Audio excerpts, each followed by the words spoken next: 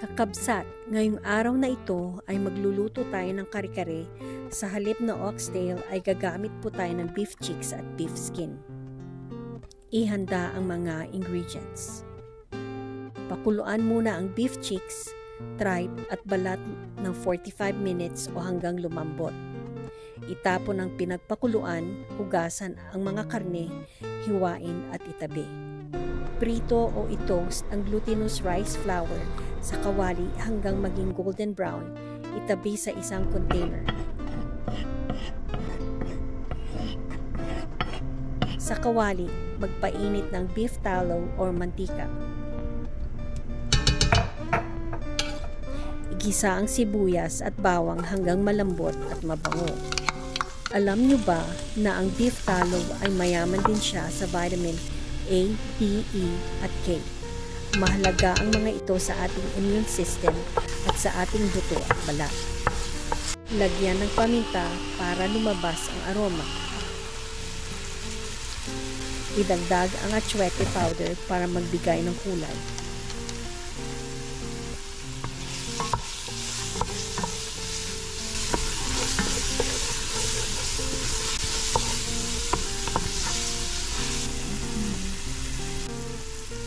Isunod ang karne, beef cheeks,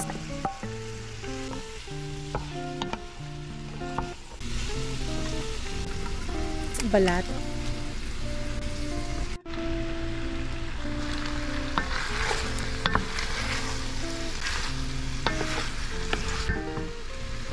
at tripe at igisa ng 5 minuto.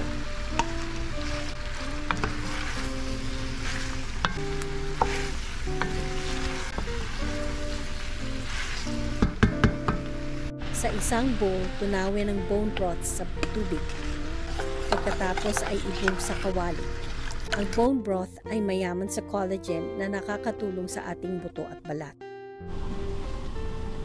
Dagdagan ng isang bowl ng tubig, takpan at pakuluan ng 20 minutes.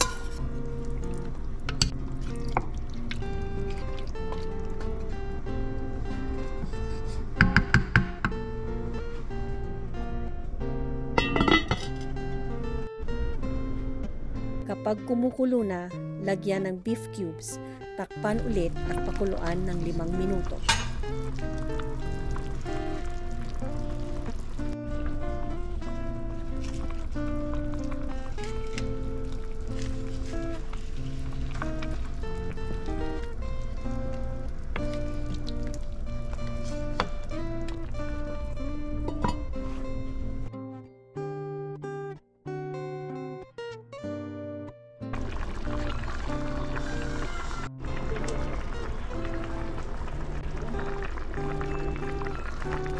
Ihalo ang tinustang glutinous rice flour sa tubig. Haluin at ibuhos sa kawali. Ito ang magsisilbing pampalapot. Haluin ang natirang atsuete powder sa tubig at idagdag sa sabaw.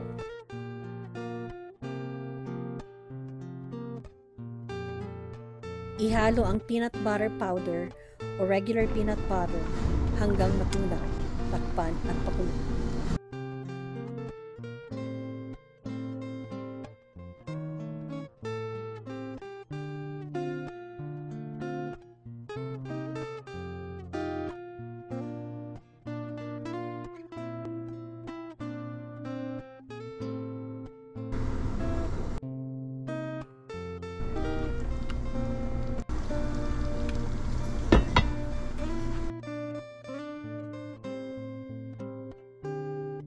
Isunod ang puso ng saging, takpan at pakuluan ng 5 minuto o hanggang maluto.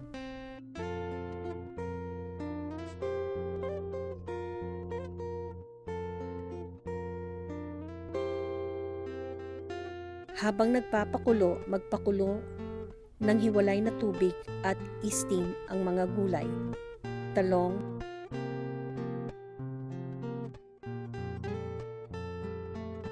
bok choy, at sitaw. Ilagay ang kare-kare sa serving bowl, ayusin ang steamed gulay sa gilid. Heto na, kare-kare na perfect, isama sa bagoong alamang. Mangan tayon kakapsat.